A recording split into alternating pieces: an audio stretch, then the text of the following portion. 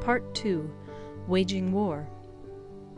Sun Tzu said, "In the operations of war, where there are in the field 1,000 swift chariots, as many heavy chariots, and 100,000 mail-clad soldiers with provisions enough to carry them 1,000 li, the expenditure at home and at the front, including entertainment of guests, small items such as glue and paint, and sums spent on chariots and armour, will reach the total of 1,000 ounces of silver per day.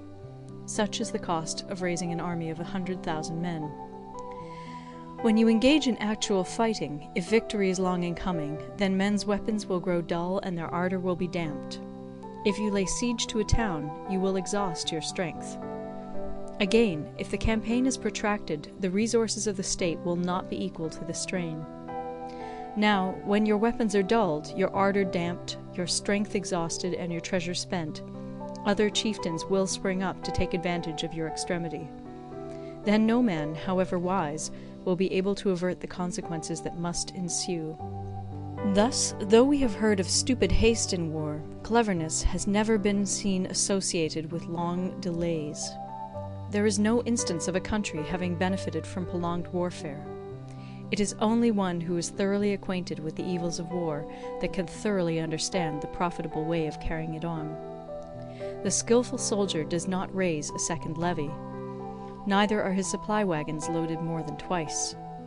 Bring war material with you from home, but forage on the enemy. Thus the army will have food enough for its needs. Poverty of the state exchequer causes an army to be maintained by contributions from a distance. Contributing to maintain an army at a distance causes the people to be impoverished. On the other hand, the proximity of an army causes prices to go up, and high prices cause the people's substance to be drained away.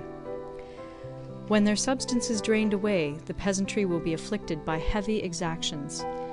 With this loss of substance and exhaustion of strength, the homes of the people will be stripped bare, and 3/10 of their income will be dissipated, while government expenses for broken chariots, worn-out horses, breastplates and helmets, bows and arrows, spears and shields, protective mantles, draft oxen, and heavy wagons will amount to 4/10 of its total revenue.